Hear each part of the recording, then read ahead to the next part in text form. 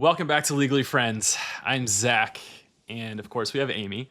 But today we have another special guest with us. She hosts one of our favorite podcasts, The Weekly Trash. She's also a mom of three, based in Utah herself. You've almost done, what, 250 episodes? Is that right? Of The Weekly I've Trash? lost track at this point. Did That you do is, your homework? Is that what it says on chat? that's what it said. Okay, then I believe it. It's Chat's impressive. always right. 250 is a lot of episodes. Josie Van Dyke. This is what we typically do. Okay, All let's right, hear it. we typically go with our opening statements. So we talk about what happened during the week, any crazy stories. So we'll leave you to kind of think about it for a second. Okay. See if you Okay. have anything to share. You don't have to. Okay. Okay. So we'll go to actually I'm gonna start. You start us off. I'm not gonna let Amy start this time. I'm gonna start. I'm sick of Emily. Emily and Megan are working on our home remodel plans. So we have the house and there's some small updates. We're going to do some things to the kitchen and the floors. And so designer Emily is stepping in to help us.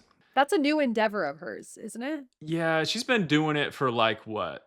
Last like 6 months to a year? Well, she's always like designed her own houses or like, I mean, she hires designers, but she is like heavily involved. And then my aunt is doing like this massive remodel and she didn't want to hire a designer.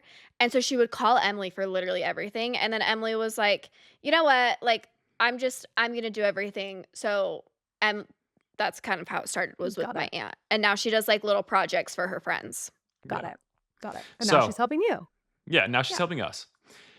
But the scale of homes that she has worked on has been a little bit different than ours. And I think the scale of the budget is significantly different. And so now I have Emily and Megan going and scheming and making plans for buying things that they want to put in the house. And for example, Megan was telling me that they're going to buy these faucets and they were $2,000 each faucet. I was like, that's not going to work. And then, of course, I'm the bad guy. They start yelling at me like, Zach, you don't understand what needs to go in the house. You don't understand how much it is to buy these different things. I was like, what are we talking about here? Like, I can go to Home Depot and get a faucet for like $70 for a cheap one and maybe go up to 500.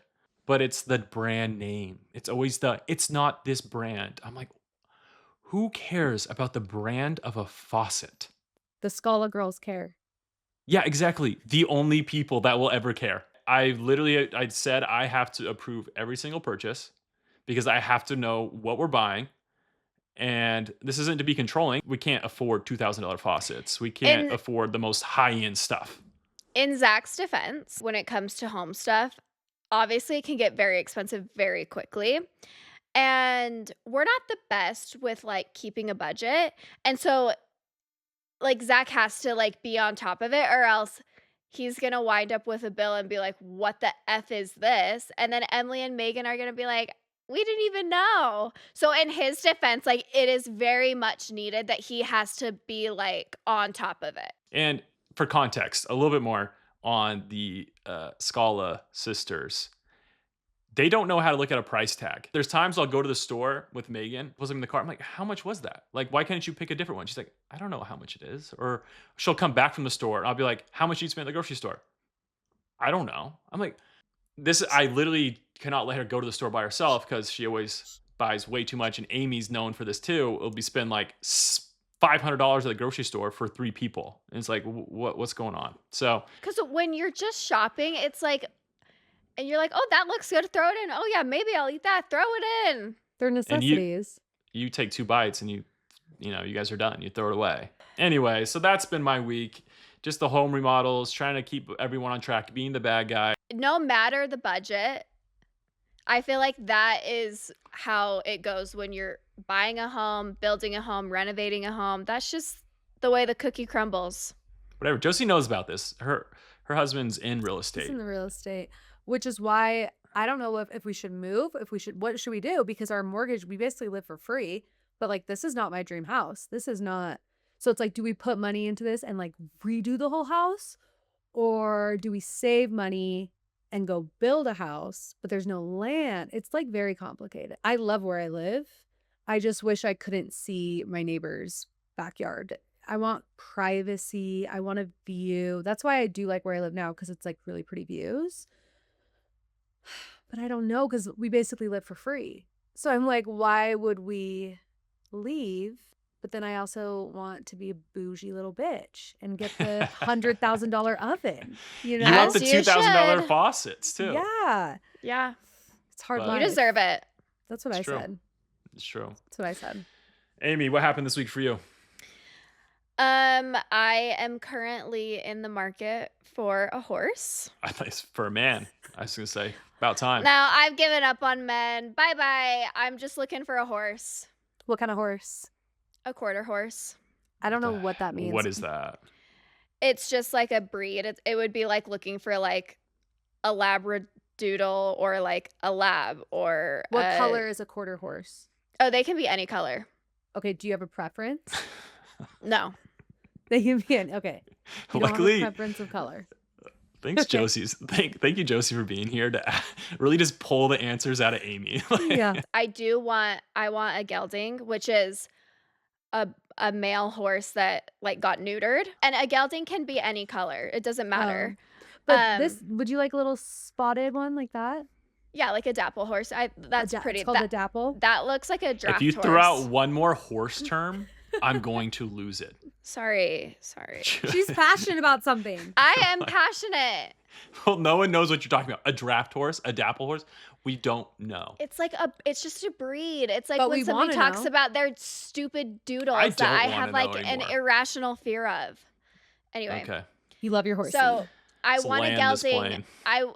To wrap this all up in a pretty bow. Please. I want a gelding because they are like known to be like nice teddy bears, where like girl horses, mares, they can be real bitchy.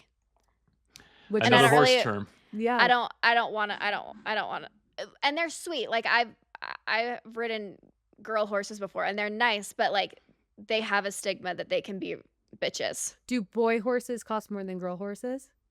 Or do girl horses cost more because you can Stallions. breed them?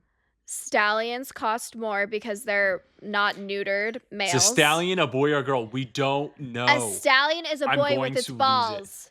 A stallion is a male He still horse has sperm with its balls. to impregnate another So horse. They are typically more expensive, but they are like they can be freaking psychos. Like they can be scary. They can be really scary. Yeah. So, but there are also stallions who are really nice. Amy, I'm so happy for you that you have the horses. Because for a long time, I was like, what is Amy going to do with her life? Like, Amy, what is she going to do? And then I see you posting about these horses. And I'm like, she did it. She found her Yeah. thing. You found your thing. It's horses. I found my passion, and it's horses. And I just like I want to talk about them, and no one will talk about them with me. On that note, Josie, anything you'd like to share from your week? Enough about us. Let's talk about you. Okay, let's talk about me. Let's see. This week, well, I was in New York City. That Oh, was really wow. fun. Doing what? I did some Wait. podcasts. Your April Fool's joke of when you Of- bought Of 3 an years ago, 2 apartment. years ago.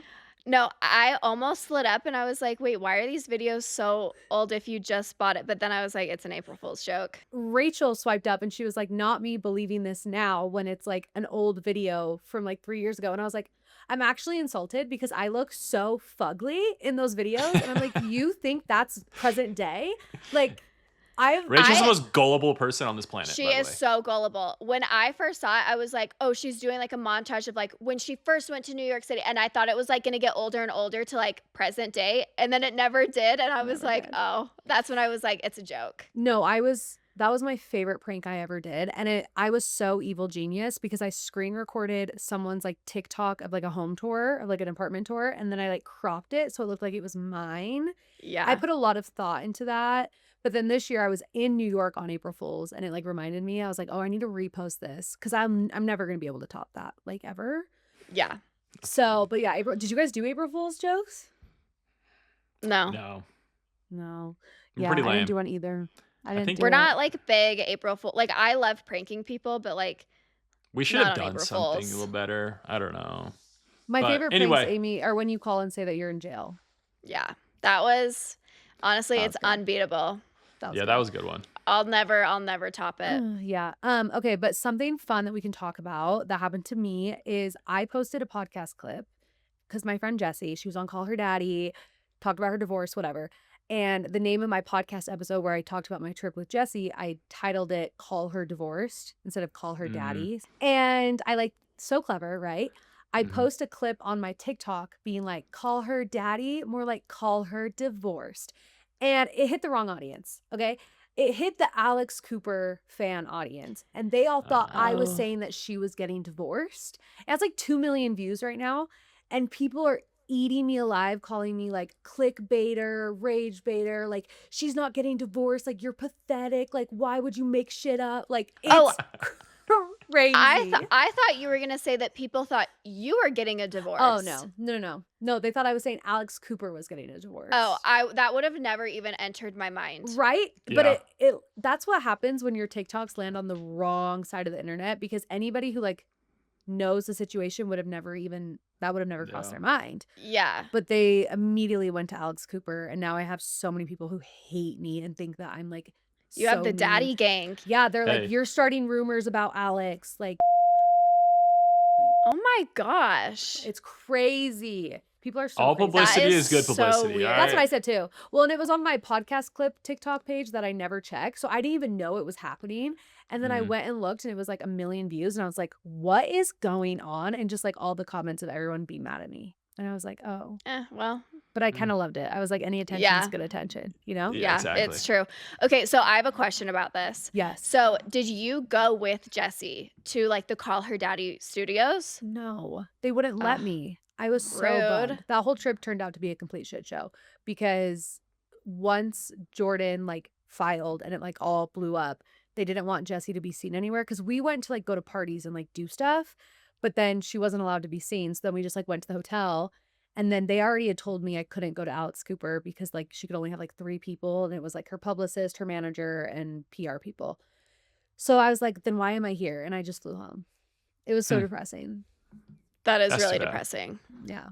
And I wanted to see, like, how they do it there, like, the Yeah, setup and yeah, because it's, like, a full-on production, like, yeah, it's and Yeah. like watch it live. Like that yeah, would Yeah. be so cool. so cool. So I was bummed, but it is what it Dang. I is. mean, I loved her episode. She did so good. I thought she did really good. She's made for this life. She's great. Let's keep going with this, though. We do the dumpster deep dive on The everybody dumpster deep else. dive. Yeah. We're gonna do it on you now. And start Ooh, asking okay. questions, get to know you a little bit more. Okay. We're gonna call it the dumpster deep dive deposition since we do the legal terms, Oh, and I so now like that. you're I the like that. witness. We're gonna ask you the questions. Tell us about your upbringing and your family. Let me tell you where I came from. I have a mom and a dad, Jim and Janice. Shout out all Mhm. J's, Jim, Janice, and Julia. That's my sister, my mom, my dad. I should have Love gotten one that. for me for Josie. Yeah. Yeah, It's I don't actually know why really that's not on ugly. there. It's actually really ugly because I got it before like fine line tattoos were a thing. So it's like really ugly, but I'm not gonna get it taken off. So, anyways, Okay. Jim and Janice, my mom's really Mormon. My dad is not. They worked on the cruise ships. My mom was a dancer and my dad was a scuba instructor. My dad was a slut and my mom was a virgin. And he somehow tricked her into falling in love with him. And they got married. I lived in Florida. They had me. And I grew up in a home where my dad obviously wasn't a member of the church and my mom was. So it was very like gray household type vibes, which I didn't realize how not normal that was until I've gotten older. And I see like how many people do not understand the gray area situation.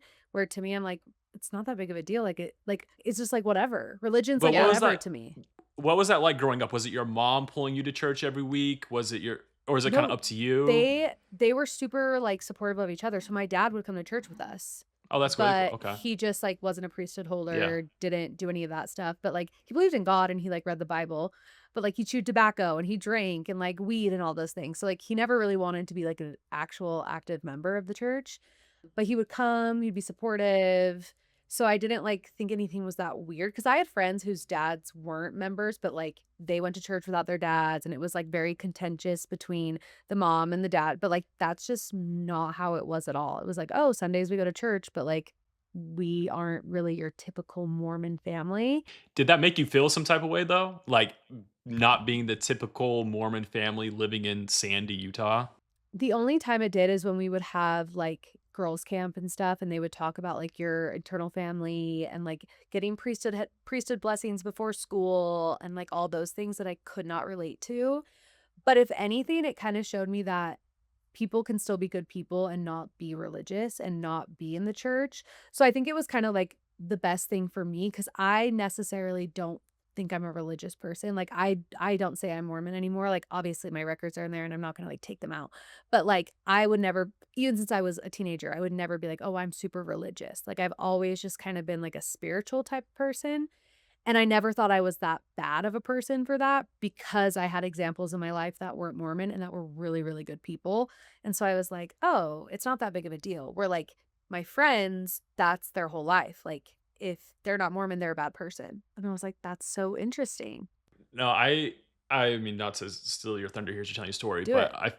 I feel like when I grew up too, I mean, my both my parents are members of the church, but it's like kind of what you were taught is like if you're not a member, like that person is like you're Bad. bad or you're a Yeah. sinner. And Yeah. so you would always not like disassociate with people, but like people at school that weren't the same, you'd always be like, "Oh, like I know they're not members, so like they're not the same as me." Yeah. Mhm. And the best thing that happened to me was going to school outside of Utah. I met some of the best people I've ever met that weren't members of the church, obviously. And they're like far and beyond, a lot of people that I know in the church that are supposed to be such great people. It's interesting to have that dynamic. And I can imagine have like in your own house to where people like your own friends are judging your dad or like because he's not a member or something like that. I think that would be tough. Yeah, I do feel like there is, and I feel like it is getting, like, so much better than, like, when I was growing up, there is, like, an elitist almost, like, "Oh, you're not Mormon?" And, like, both sets of my grandparents, they're all converts. I like to say that my grandma was, like, kind of like a melting pot of all religions because she, like, spent a big chunk of her childhood in a Catholic orphanage, and so she would, like, listen to, like, we would always have on her TV, she always had, like, a Catholic priest, like, preaching on her TV, and she loved it just because they were talking about God and Jesus, and so it never, like, I never was like, "Oh, you're not Mormon, like, I can't be friends with you," but there were a lot of my friends that, like, couldn't be friends with somebody because they weren't Mormon, or, like, like, my best friend in elementary school, she was over at my house, and she heard Emily and Rachel fighting, and I think Emily called Rachel a bitch, and like, cut me off, stopped talking to me, told me I, like, wasn't a good Mormon, she wasn't allowed to be friends with me. Her mom called my mom and was, like, so appalled, and I was like, "It's a sister fight." They were, like, fighting over a bra, like, but that is, like, very, like, Utah. Like people who don't live in Utah, they don't get it. Oh, they have no idea. Last tangent for me, and then we'll go back to you, was I played on the basketball team, and this kid that I was at practice with every single day for like a year straight. One day I came walking out of seminary and I saw this kid. Seminary is like, we would, in Utah, you get to take that as a class. It's literally you go take a class every day that's just about the church. And so anyway, I came walking out and he was like, "Wait, you're Mormon?" I was like, "Dude, what? I see you every single day." Like, "Yes." He's like, "But you swear. Like, how are you Mormon?" I was like, "Dude, like, give me a break." But it's just that's just how it is. And also, I had to Yeah. clarify, I wasn't taught that by my parents that they were bad people because my mom will listen to this and she'll think I never did that. Yeah. yeah. So Does anyway, she listen they to didn't every teach me. episode? Yeah, she does. Oh, She my does. mom knows not to listen to my episodes. Hopefully, my mom will get to that point too. But anyway, back to you when you're growing up. But yeah, that's how my parents raised me, very gray area household. And then in high school, I was like the funny, loud, obnoxious. It's actually funny when I look back on it now because I'm surprised that my friends' parents weren't like, don't hang out with Josie because like I was a lot. Like I've always been inappropriate. I've always been a little vulgar and promiscuous and just special. Like I've always just been that way. And so in high school, I got like most likely to be on SNL and I was always the class That's cool. clown and things like that. And I was a horrible student, like horrible. I got a 1.9 in high school. I wasn't getting my MBA in anything. I just I like hate that you. school was not my thing at all.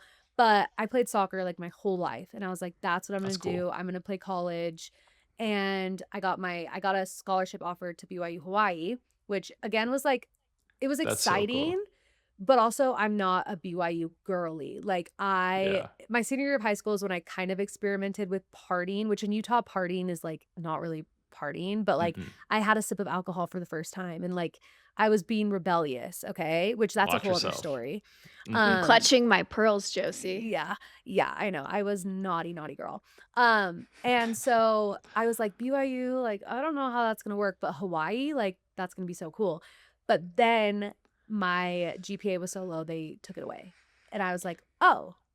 And then I Oh, had like no idea what I was gonna do because I didn't want to go to school. Like I didn't want to go to college. I actually wanted to be a therapist, but I knew I wouldn't be able to graduate college to be a therapist. So I was like, I don't know what I'm supposed to do with that.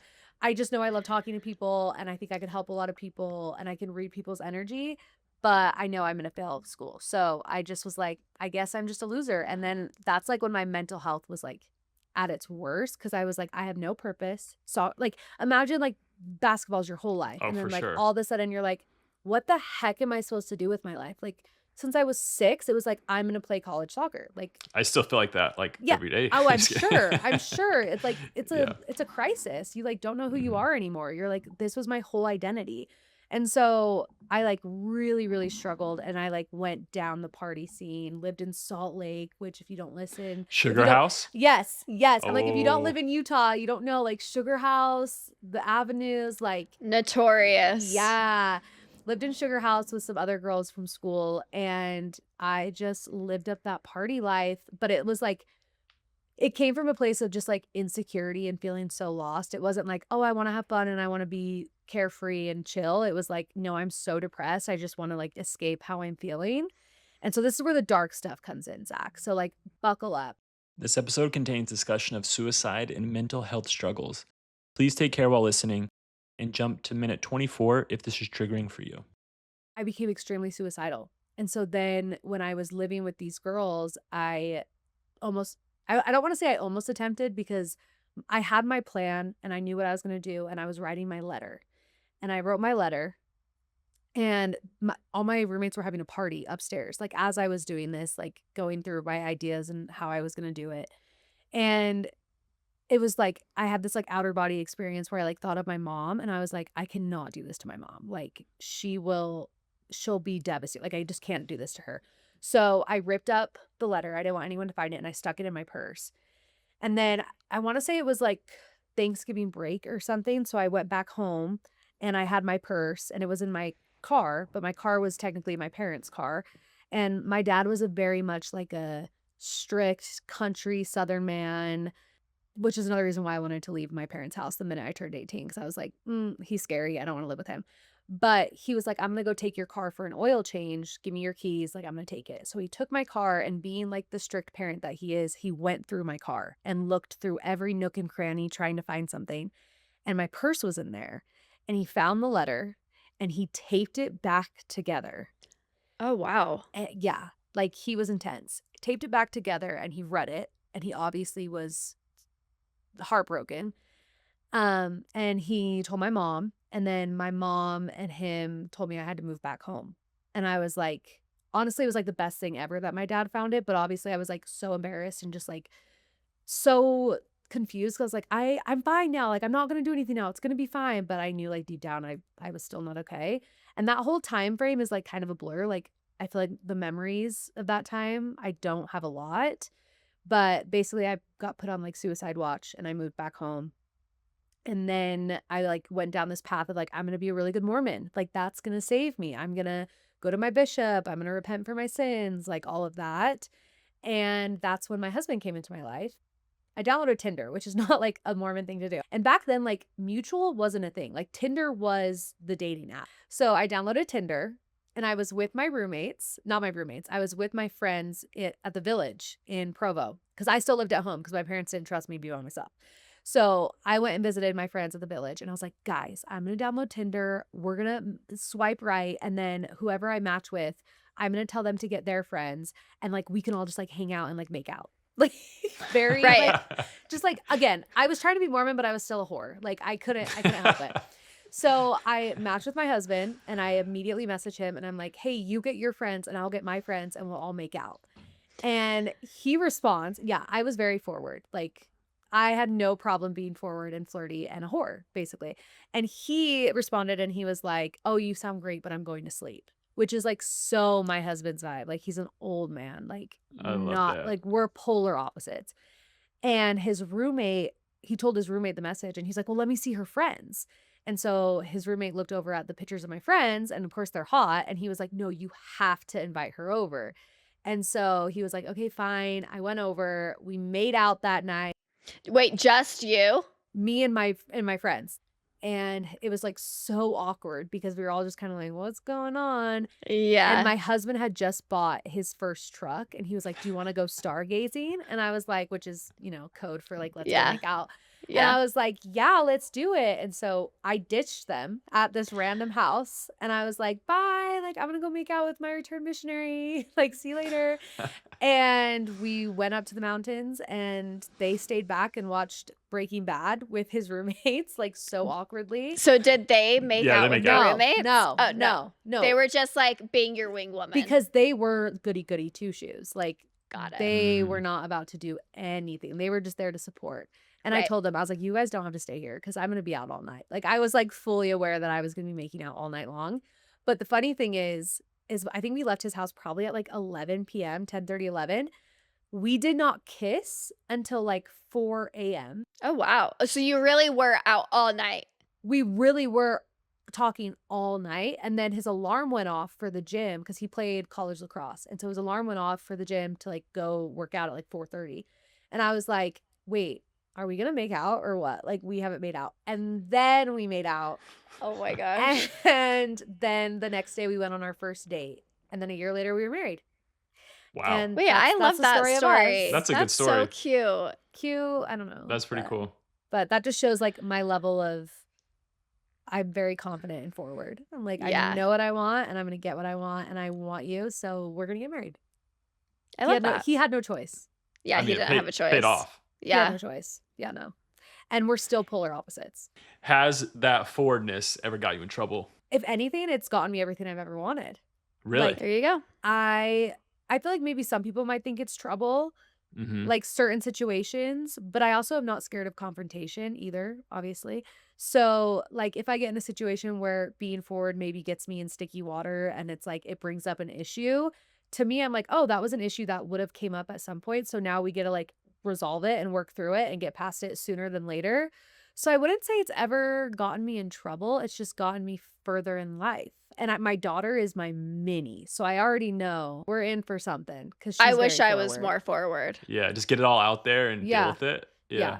But that also means that I'm not everyone's cup of tea. But I don't think I think But- anyone can say that. Like, Yeah. Yeah, so for it's like, sure. whatever. Yeah. But you've done 250 episodes. Has that ever caused any friction on one of the episodes that you remember that was like an awkward moment? No, because I don't know. I feel like that's a good question for my guests because maybe they Really? felt really awkward at some point and they were just like, I'm gonna pretend I don't feel awkward. Yeah. I do think my interviewing skills have changed a lot since the beginning. In the beginning, it was definitely way more conversational, friendly, banter, but it was also because they were my friends and they were like So people kind of I like what we're knew. doing. Yes, We're- yes, it was. It so was we're, very, we're gonna have to adapt and change. No, but like that. This is what I love doing is when it's people I know. But then you get into Yeah. the territory of people you don't know, For sure. and you have to be a little more cautious of how you say things because you also have to realize that they don't get you. And I am Mhm. very like direct and sarcastic and forward. And I know that people who don't know me, they might think I'm being a bitch. And it's like, that's never my intention. I'm actually really nice and I love everybody, but like I just am very forward. So now when I interview people, I try to like read the room more and like feel the energy and be like, okay, are they gonna catch on to my sarcasm or do I need to rail it in a little bit? Where before, like when Amy was on the podcast, like I let it rip. I was like, Yeah, I don't for have to sure. worry about it. And that's kind of how it was in the beginning. And it wasn't until probably like last year that I had to like really look inward and be like, okay, am I making everyone feel uncomfortable or comfortable when they sit in this chair? Because now I'm Mhm. interviewing people who don't know me Yeah. and I can come off a little strong. So I don't think I think all my guests have had a good interaction with me, I For would sure. hope. I will say, like, with doing 250 episodes, half of them are all guests, and I don't have bad blood with a single guest, so I feel like that says a lot. Yeah. Um, Mhm. because in this industry, like, people can be shady and two-faced, and I could run into any one of my guests and, like, full on talk to them for an hour. Yeah. That's cool. That's So, really cool. I mean, I can tell. I mean, I well, I met you a couple times, but, like, uh-huh. we haven't talked too much, but even This through is our this, like, I can first real tell conversation. you're super easy to talk to, and so, I mean, obviously, that's why you're so good at it, but I after my second kid, I had a miscarriage and I was like, so I guess I should go back a little bit. Once we got married and I didn't have a job, like I didn't have a career, I didn't have goals, I didn't have anything going for me. I was like, what am I gonna do? I don't like horses, like can't get into horses.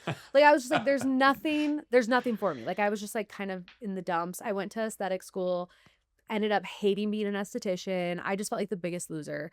And then I had my daughter and it was like, oh, this is what I'm made for. Like I love being a mom. I finally have purpose. Like this is the best thing ever. And I just put all of my time and energy into being a mom.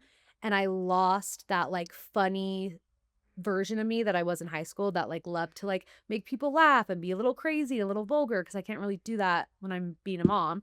So I lost that part of myself a little bit and I didn't really realize I missed it. But then after my second kid, I had my miscarriage and I was just so depressed and like down about it. And I was like, oh, I really wanted a third baby. Like, how am I going to get a third baby? And I just realized I had no control over when I was going to get pregnant again. But every day just like seemed like so repetitive and just like the same thing like, wake up, be a mom, try to get pregnant. Wake up, be a mom, try to get pregnant. And I was like, I just want something for myself that's like fun and exciting and that can bring out like the fun Josie that's not just like sitting here trying to get pregnant and be a mom 24/7. So I was talking to one of my friends via Marco Polo. I don't know if you guys have Marco Polo, but for yeah. sure. Yes. I was talking to one of my friends through Marco Polo, and I was like, "Wait, we're so funny." And I had like a "That's So Raven" moment, like a full on vision. And I was like, "Oh my gosh, we should start a podcast. It's gonna be called Weekly Trash. We're gonna take out the trash once a week. It's gonna be so good." And she was like, "Oh yeah," and just kind of like thinking that I was joking. And she's like, "Yeah, like that would be so fun." I'm like, "No, I'm being so serious. Like we're gonna do it." And once I say I'm gonna do something, like I'm gonna freaking do it. And she was kind of like, because she was very Mormon. And I told her, I was like, I don't want to like filter ourselves at all. Like, I want our podcast to be crazy. And she was like, I don't think I could do that because she's the young women's president teacher or whatever. And she was like, I don't want the girls and young women's to be listening to us talking about dildos and then like asking me Right. about it at church. And I was Right. like, that's very valid. So I basically was like, okay, fine, I'll do it by myself. But I was like, I don't know how to do a podcast by myself. And that's when the idea came for me to have guests. So I had this idea that I would do solo episodes and then I would do guest episodes where I'd dumpster deep dive them and just kind of go back and forth. But I had no idea what I was doing. Like, I still don't know how to use a laptop. But like when I first started the podcast, everything was a one take because I didn't know how to edit. So I would press record. I would talk for an hour and a half. I would put it straight onto my Buzzsprout. That's what I would use to like upload my podcasts, and it would go live immediately. Like there was no thought at like editing, nothing. It was one take wonders. If I sounded like an idiot, it is what it is because I don't know how to edit it out. And I did that for a long time. I remember Megan told me about that. I was Yeah, like, wow, it's just you go one record, take. and then she Yep. said while you're sitting there, it is going out. I was like, Yep. that's pretty cool. It's And impressive. I also would do it at night too because I had to be a mom all day. I Yeah. didn't have Mhm. like a nanny, so I'd be a mom all day. I'd send like my layouts to my guests, and then they would come at like 7 o'clock at night, 7:30, 8:30. I can't even remember. I want to say Yeah. it was like 8 because I had to put my kids to bed. I remember it was late. It was late. Yeah. Yeah. So Yeah. they'd come at like 8, 8:30. We'd podcast. And then a lot of times, because I'm a yapper, we would talk until freaking 2 in the morning after podcasting. And I would be like trying to upload it onto Apple and Spotify as they're like sitting there talking to me. And then I would go to bed at like 3 a.m. and wake up the next morning and be a mom. But I wasn't even tired because I loved it so much. Like I was finally doing something that was like 100% for me. And that was like a Mhm. passion and was exciting. And I was like, this is my dream. Like if I could get paid to do this, like if this could be a job, like how For cool would sure. that be? So every time I get a little stressed and like depressed and I'm like, oh, this is so hard. I'm like, I'm living my dream. So like I Yeah. cannot Yeah. be upset at all because this is everything I've ever wanted. is to Yeah. like get paid to talk for a living. Yeah. What was the moment you knew you like essentially made it? Like you knew this was going to be a success and you were going to be able to turn it into your career. I don't think I've ever thought about that before because I feel like I still don't feel like I've made it. I have very much imposter syndrome and I have very big goals for myself. And so in my head, I'm still like, oh, this is literally not even close to where I want to be. But that's also a problem because then I don't take a minute to like appreciate like what I have built and that like I have done a lot. But I think the minute where I realized like this could be something and not just like a delusional, like, because I always thought it could be something. Like from the beginning, I was like, Yeah. oh, I'm going to be the biggest. Like, listen to how delusional this is.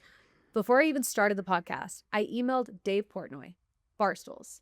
Okay, I should find the email. And I literally I said, love that. I'm going to be the biggest podcast in Utah. You're going to wish you signed me. That's literally what I emailed him. Did he email back? No, We need to no, clip. Have you ever clipped no, that? And like, no.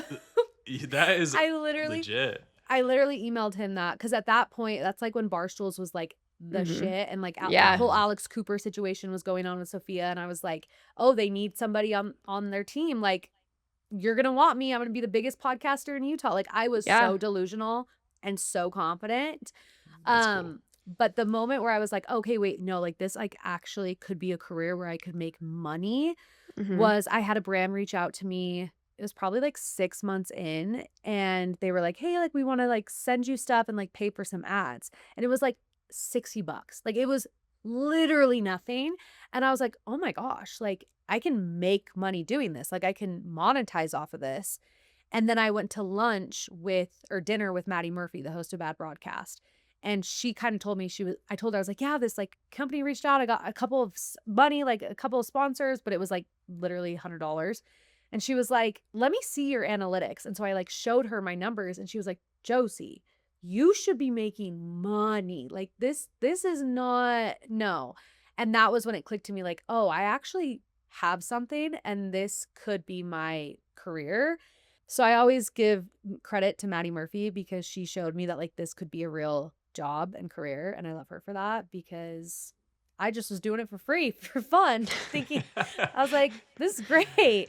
And then I realized I've worked so hard and haven't made any money. I should probably try to make money. Yeah. And now it's a job. I love that.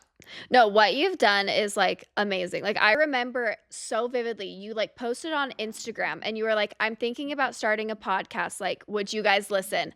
And I DM'd you and I was like, yes, I would listen. And I sent it to Megan and I was like, she has it. Like her personality, like you're so funny. You're so easy to talk to.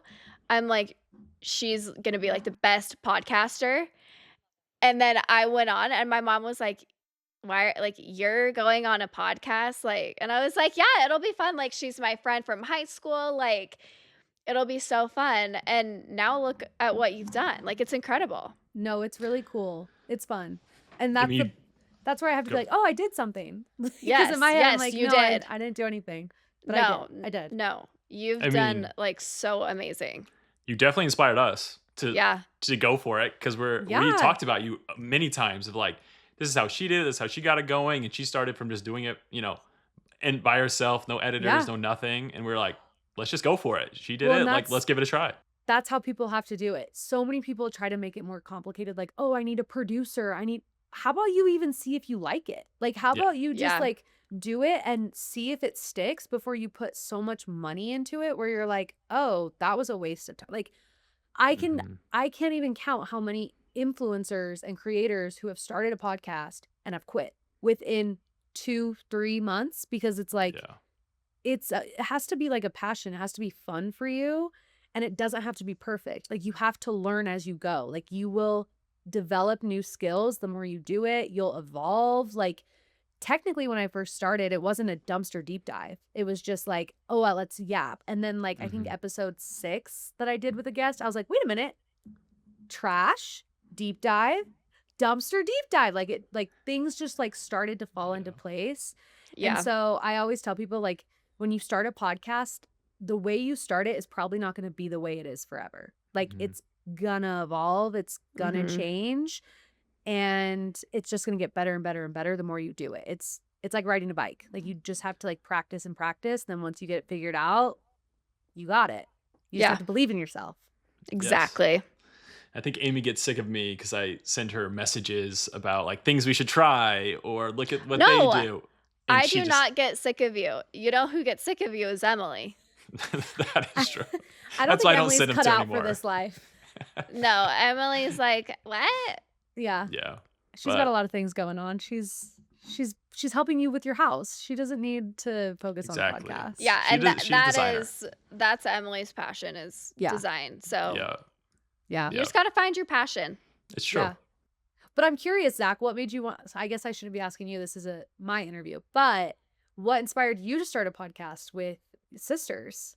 So we were having these long conversations over FaceTime. Like when you FaceTime with any of the sisters, it's going to go for like 2 hours, sometimes 3. And it's just one time I was talking to Emily and all we would do is get on and just talk about TV shows. And I was like, let's just turn this into a podcast. Like we're sitting here just debating TV shows, talk about things we loved, whatever things we like about it, what we don't like. I was like, let's just get on it and do a podcast. And then I was talking to Amy about it. And because Amy's truly the funniest one out of everybody and the most entertaining to listen to. She is. She was one And of my so- number 1 listened episodes in the beginning. Thank you. She's You were in the top hilarious. 3. Anyway, so I was like, well, let's just all do it and see what happens. And so I convinced them. It took a lot of convincing to get, especially Emily, to get on and do the podcast. She was like, at first, she was like, yeah, let's do it. And then when it got close to actually doing the first episode, she was like, what are we doing? We're doing a podcast? Like, this is weird. And I was like, let's just see how it goes. Let's do it. I think it'll be funny. People like listen to you guys. We got on, and I think Emily liked doing it. I think Amy liked it obviously more because she's becoming like the one that does it with me every single time. But I think it's just fun. Like I love talking to people. I love just learning and listening to people like you. Like your story is really cool. And then I feel like in real life, this is like what our dynamic really is like, where Amy and Emily like are kind of doing the crazy stories, funny things, and I'm kind of like just sitting, asking questions, kind of like listening in the background. And I feel like that's just kind of what it is like when I'm at their house. Like they're over there talking, and I'll like interject with some things in real life. It's different. I think it's really good. I think it has a lot of potential. It has a lot of potential, but you can't quit. Oh, Yeah. Don't quit. I mean, I know a Do lot of not people quit. shocked who made it to episode 13. No, I you know? actually, to be honest, like I am. You are. Because I was like, because actually, this is a really funny story. Do you remember, Amy, when Claudia, Girl with No Job, was on a Instagram Live and you guys hopped on it with her? Oh, yes. Yeah. Okay. And she brought up that like you guys should do a podcast. Do you want to hear something so embarrassing? It was when I was in my luteal phase. Okay. So I was like not feeling good about myself. And I saw that she was live. And this was when I was like a huge toaster. Like I listened to the Toast every single day. I actually don't listen to any podcasts anymore, but I was like diehard Claudia fan. And my dream was to be on her podcast network that she had with Jax, like their Toast TNN. network. TNN. Yeah. And so I'm on this live and I see you guys jump on and she like throws out the idea of you guys having a podcast and being on her network. When I tell you, I sobbed. I cried because I was like, no, like that's my dream. Like I was in a really bad mental state with my period. And I was just so sad because I was like, Amy, they're going to be so, because I know you are a great podcaster. Like I know you have it. And so you too, Zach, but like at the time this was just about Amy. And I was like, no, they will be so good. And I knew that you guys would be so successful if you did it. And I was just like so depressed that you guys were getting this opportunity and you guys hadn't even started a podcast yet. And so I was like super down on myself. And then I was like thinking about, I was like, okay, but like, let's be real. Like they'll quit. Like they'll quit. They're not gonna, like they won't keep up with it. Like they're just going to quit. Like it's going to be fine. They're just going to quit. 'Cause Yeah. I knew how hard it was. Yeah. And so I was like, nobody's going to do this for fun. Like they're going to like, it's not an easy thing to do every single week to like talk in a microphone all day and like try to be entertaining. And so I was like, fingers crossed. I was like, if they do it, like they'll just quit. Like they just will quit. And then you ended up not doing it, obviously. Yeah. But then as I got my own success and I wasn't like in that scarcity mindset of like, nobody else can do this. Like, because that I had probably only been doing it for like 4 months, maybe. Like I just was so not secure in like what I was doing yet, and I just Mhm. knew that you were so much cooler than me that I was like, Oh, stop. No. she's gonna steal this thunder that I have going. No. But once I like got out of that scarcity mindset and I was like, no, like I know that people who are made for this should do it and like it's really good. I've always thought about how like you should start a podcast. And I think I told you that before too, of like you should start a Yeah. podcast. Yeah. And so when you did this with Zach and Emily, I was like finally they're doing it. And instead of being like, oh, I hope they quit, I was like, I hope she doesn't quit. Like, I hope they actually do this because it could be really, really, really good. So, Yeah. just Yeah. so you know. I mean, thank you. I And think- isn't there a stat that like 90% of podcasts or Yeah, even they- 95 make it they to like all- 4 or they all 5 quit. episodes? They Yeah. all quit. Yeah. And that's what I was banking on in the beginning. Yeah. I feel like you see it like on TikTok, like all the girls, like when they're like all your girlfriends are together and they're talking and whatever, and everyone's like, oh, we should start a podcast. Like people think it's easy and it's really not. Like honestly, I was like, oh yeah, like we'll just get on and we'll chitty chat and then it'll just be like our FaceTime calls and then we'll get off and whatever. And there is so much more that goes into it and it's so draining. Yeah. It's a lot of And- energy. Yeah. Especially the bigger you get. Like in the beginning when it was a one take, you could not pay me to do a one take now because I cut out so much. Like I'm so in my head and I don't even read Reddit or any of those pages Yeah. because I would have For so sure. many people in my head being like, she says this too much. She talks about that too much. Like Mhm. I'm just going off my own insecurities and I annoy myself. And so Yeah. if I thought other people were annoyed by me and I'm trying to podcast, I would edit everything out. Like I would literally Yeah. just cut the whole thing and be like, oh, that was stupid. I'm not even going to upload it. Like Yeah.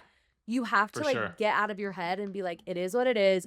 I'm uploading it because Yep. you could literally nitpick and cut every single thing out and then you wouldn't have an episode. Oh, and that's for like sure. that's the hardest part is like not nitpicking yourself and being like, Yeah. we just have to leave it in. Like Yeah. just leave Yeah. it in. Yeah. Well, It's and hard. nobody is like thinking that deep about it No. except for yourself. Like you're always hardest on yourself.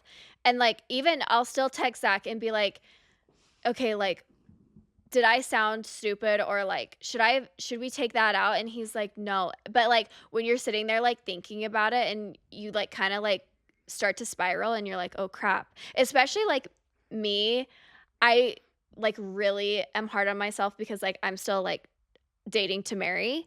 And I'm like, what if like a boy listens to it or like what if his mom or sisters listen to it and then he like gets the ick or like he didn't like what I say. Like it sends me into a tizzy. But what I have to say about that is if that were to happen, they're not your person anyways. Well, and that's what my mom says. My mom always has said, you can't say the wrong thing to the right person. Yeah. And Mhm. so I she's love that. like, who cares? Like, you're on a podcast with your sister and your brother-in-law. Like, if they don't like it, see ya. On to the They, next. they weren't like, your person whatever. to begin with. Yeah. Yeah. Yeah. And if they can't take you like listening to this about as you talk, like this is how you normally are. So Yeah. it means you're gonna have to be someone completely different for them to Yeah. like you. Like that, Yeah. it doesn't make That'll sense. never work. Yeah. That'll No. never work. All right. I mean, that's a cool story. I enjoyed That's the hearing about story. that. No one understands how much work actually goes into it and the consistency to show up every single week. It's tough. And we're Well, only 13 episodes in, you know, and and 13's so good, though. 250.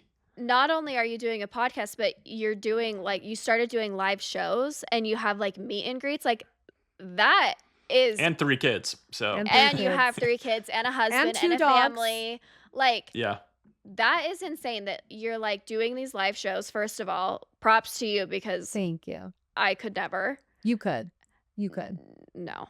One And like day you we will. You will. you do these meet and greets and I'm like talking to my brother and my sister is draining and exhausting and then having to like put on like your podcast persona and talk to like your family, your friends, strangers that you've never even met and like kind of like be like banter and like Give It's them just- energy. thinking Yeah. about it makes me tired Yeah. for you. I will say, a lot of people say that, and I don't know if I'm just like special or something, but like I thrive on that. Like, Yeah. It's where I you get am- your energy. yeah, like I am just a true extrovert. Like, Yeah. there's nothing else about it. Like at the live show or at the parties when I'm meeting people, like the parties specifically, I stand there. It's like a wedding. It's like the Yeah, line. It's I a line. stand there for 2 to 3 hours and I just meet people. I don't do anything That's else. awesome. That's it. That's cool. And every time people are like, "Aren't you exhausted?" I'm like, "No, I love this." Like, not only like getting to interact with people, but getting to meet the people who have given me this life, like have given me this Absolutely. career. Like, Yeah. I love it. And I hope that never is something that changes about me. And I don't see it changing because I've always been that way. Yeah. But like, I know as you get bigger, it's harder because like there's more eyes on you and you feel like you have to like be perfect and make everyone happy. But like, I just hope that I never lose the personal side of it where it's like, I actually want to know the people listening. I actually want to meet them. I want to hang out with them because that's like one of the things I love about myself is I just love talking and meeting and hugging and like, I love it. Yeah. And a little bit down the road, you started having trashers on, right? Yeah. Yeah. Do you So, still wow. do that? so the first episode of every year is a trasher. Okay. And it's actually funny. The first time I did it, I like went balls to the wall. And not only were they on the podcast, they spent the whole day with me. I took them to get their nails done. We got a facial. We went to dinner. Like That's awesome. I like Oh my put out the gosh. red carpet. I was like, That's Wow. cool. but now I'm like, that's so unrealistic. Like that's actually kind of crazy. Yeah. But in the beginning, I was just like, I just want a community. I think building a community with any business is like the way to go. You And have to. so in the beginning, like when I would throw my parties, it was all for free. Like I was doing everything out of pocket, paying for Yeah. the food vendors, paying for everything because I just wanted people to feel like they had a community. Now I'm not going to pay for 1,000 people to eat. Like that's Yeah, crazy. no. But 100 people, like I could do that. But now Yeah. it's gotten too big where I can't do that. But like the community side of a podcast is like the biggest part. So Yeah. That's awesome. build the community, make the inside jokes, make them feel special because like your podcast community are the people who love you the most. Like Yeah. my Yeah. trashers listeners, like they know me better than my own mom sometimes. Like my mom's like, "What did you do last week?" I'm like, "Oh yeah, you would know if you listened to the podcast, but you Yeah. didn't." So Yeah. Like- That's true. Yeah. I love my But you've also trashers. said she can't listen, so Yeah, she chooses not to listen. She Okay. could. Everything I say on the Okay, okay. podcast, I would say to her. Like I will text my mom and be like, "Mom, I took a gummy." Like I'm like very honest with my mom. I So love it. a That's little funny. too honest. She actually hates it. So she knows not That to is so listen. funny. All right. Now we're going to play a quick game. So this one's called Sustained or Overruled. So I'm going to read a statement, and we're each going to say whether it's sustained or overruled. Sustained meaning like you agree. Yes. Okay. Like that's good. Overruled means no, pretty much. Okay. So first one. Your husband should always take your side over his mother's. Always, like no exceptions. Sustained. Sustained. Unless like you're like batshit crazy and Yeah, like unless you you're a need to crazy be person. like No, this is no exceptions. hospitalized. Sustained. Okay. Next one. If your mother-in-law shows up to the hospital uninvited during your labor, your husband should remove her. Sustained. Sustained.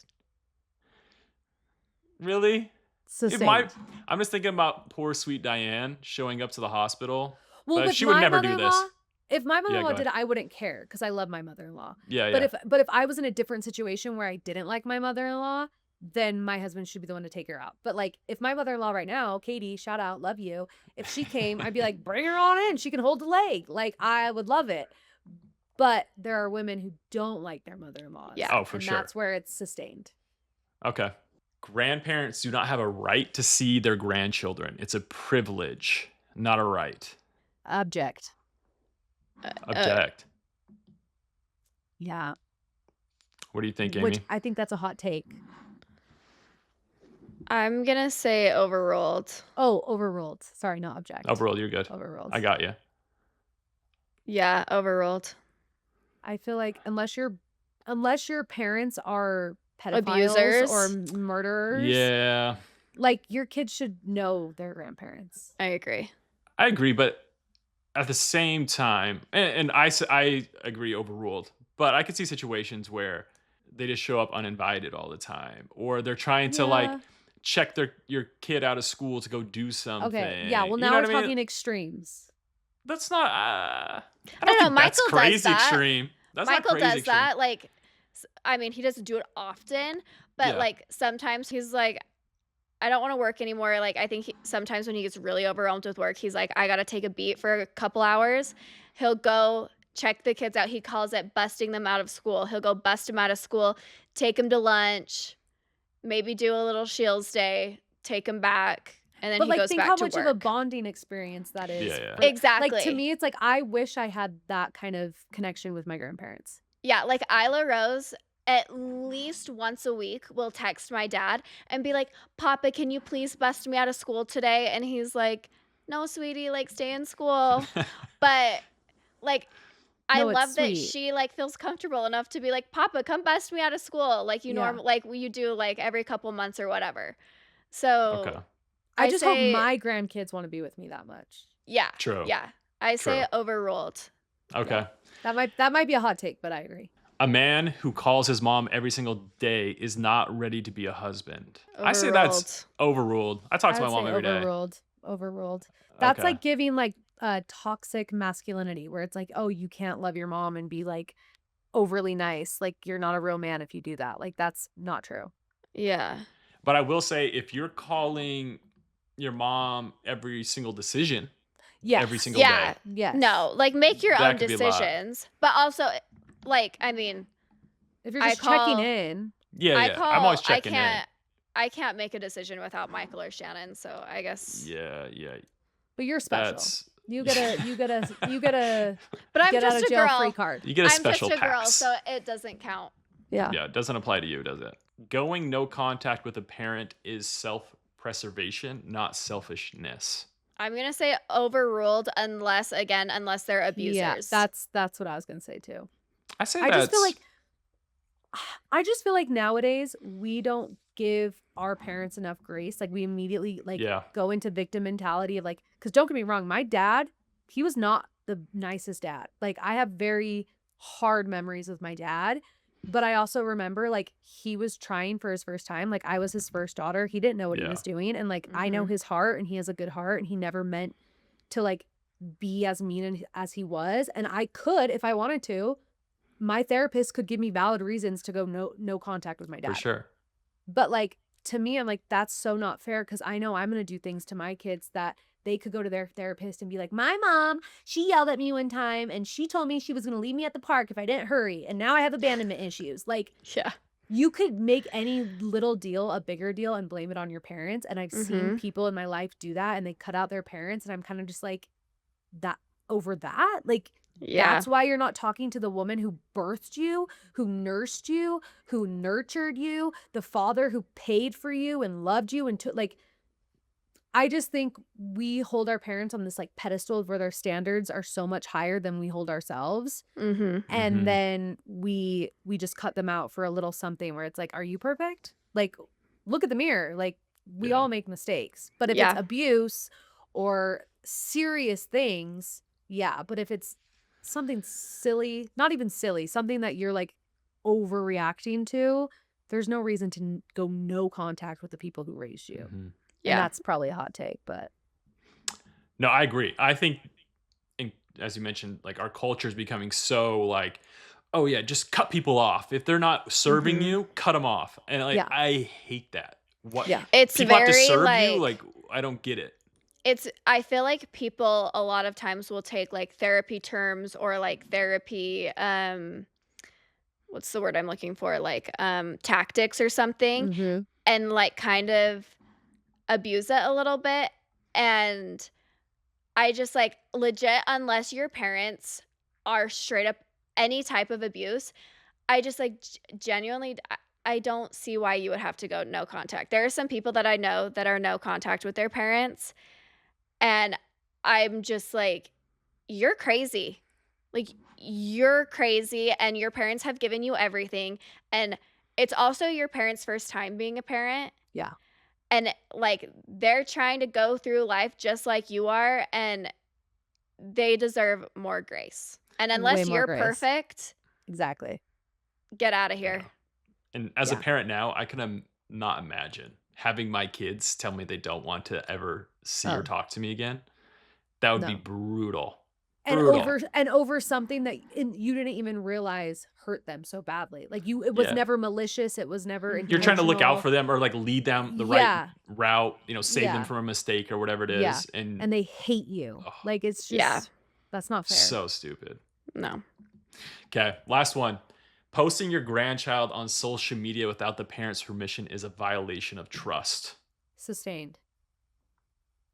Ooh, I'm big on kids on social media. I'm very much don't show your kids, which I know not everybody is. Like obviously I know that your guys' family posts the kids. I would just be really annoyed with yeah. my in-laws if they didn't at least ask me and they just like did it when they know that I don't do it.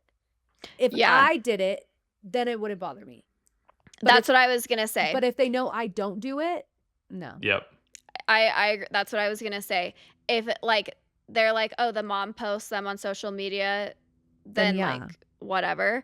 Yeah. But if they know, like, do not post on social media, like Megan, for example, she doesn't post the boys' faces Yeah. on her Mhm. Instagram. It's either always the back of their head or Yep. she like covers it with an emoji. Um, then it's like respect what she does and either do what she does or just don't post the kids. Like, do your grandparents have big enough followings for it to matter? Like, it's just their There's neighbors around the creeps. street. I know. There's I'm just playing other creeps. side. I'm just playing the other There's side. creeps. Not that I don't think I would ever like throw a tantrum about it. Like I don't think Yeah. I would ever You be want to go no confrontational. contact over that? No, I would no. Yes. How dare you disrespect me like that? I'm never talking to you again. No, I don't think I would make a big deal out of it, but I think it would bother me that they didn't at least ask or like say something when they know that I feel strongly about it. But like my Yeah. grandparents, to be fair, they probably have no idea that I don't really post my kids. So like Yeah. they wouldn't even know, but like my parents know. Yeah. So And I feel like with influencers, I feel like people just assume that you post your kids. Like if my sister or someone else just posted my boys, like I don't think I'd care. I'd be like, I can see why you would just throw that up there because it seems like we post everything about our lives. All right, last segment. We always end with what we call a judge and jury, where we have people submit their in-law stories and then we have to give our advice on what they should do. okay. A listener wrote in and said, I found my husband has been sending his parents $500 a month from our joint savings for over a year. I never agreed to this. And when I confronted him, he said his parents are struggling and he didn't want to worry me. His parents own their own home, go on 2 vacations a year, and just bought a new car. That's $6,000 of our money that I didn't know about. He says I'm overreacting because they're family, but am I crazy? No. I think he should have asked you. And I'm sure she would have been like, yeah, we can help out. I don't like that it's like sneaky behind the back, not telling, especially if it's from the joint account. If it was just from his own account, But I feel like most married people have joint accounts, right? Yeah, but I feel like sometimes you have like accounts from before you were Separate. married. the joint account and behind the back, no, not okay. If he wants to give them $500 a month and not tell her, he needs to do it from his own account. Or just be like, hey, my parents are really struggling. Also, parents, if you're struggling, don't go on 2 vacations a year and don't buy a new car. You can tell that she's salty about it too, because she's like, if you're struggling, why do you have a new car? Like, Yeah. Right. Like, let's maybe save a little bit. let's budget. I get this one though. Because like as a dude, I don't know, I feel like it's my parents. I wouldn't want to out their financial problems and like tell my wife or make them feel I don't know. I can see my parents being like, just like help me a little bit. Like, let's not make this big deal. I don't want it to spread to other family members. So just be like, can you send me a little bit each month? I could see that. And I could see maybe I'll just, send it and take it out of maybe something that maybe I won't spend as much on something that month and I'll just be giving it to my parents. Like I don't know. I feel like that could be normal. Is that crazy? I would be salty about the fact that he didn't tell me. I'm fine to help out the parents, and I get, like, not wanting everyone to know, but then, like, communicate that with your wife. Be like, they're really, like, either embarrassed or they just, like, don't wanna get it out, and they just need they need a little bit of help for a few months, so, like, I think we should help them. Great, let's help them, because I'm sure you'll need help down the line from somebody somewhere, and I think you should always help your family, but don't do it behind your back. But what if he's worried that you're gonna have that same reaction that you had with like the car? It would be like, oh, like why am I helping him this month when they just got a new car or they just went on 2 vacations? Like, let's not help him this month. You know what I mean? Well, I would say They must not need help. Yeah. Like, I know. I'm just playing devil's advocate here, like trying to make it make sense. you always play devil's advocate, and I get it, but it, like, actually pisses me off Okay, sorry, because, I'll like, stop. no, like, keep playing devil's advocate, but I'm just like, I would tell my husband, I would say, "Go to your parents and say, if you're asking for me for $500 every month, let's save some money and push the vacation out a few months or a year." Or Yeah. unless your car, like, blew up and is on the side of the road and it's completely dead, we don't need to buy a new car. All right. Yeah. Okay.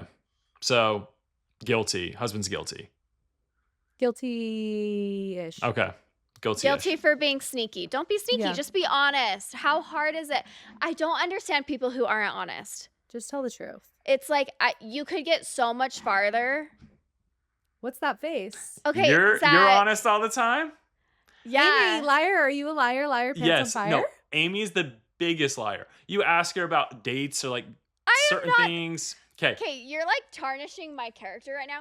I'm not Okay, the you're not the biggest biggest liar. But there'll be things that you'll withhold the truth, and then 6 months later I'll find out, oh, this was the full story. And it's like, Okay, when oh, he why can't says you be honest the this, first time? when he says this, he's talking about like if I'm still talking to a guy or like if I made out with a guy and I'm like, oh, like we only kissed once when we kissed like 3 times.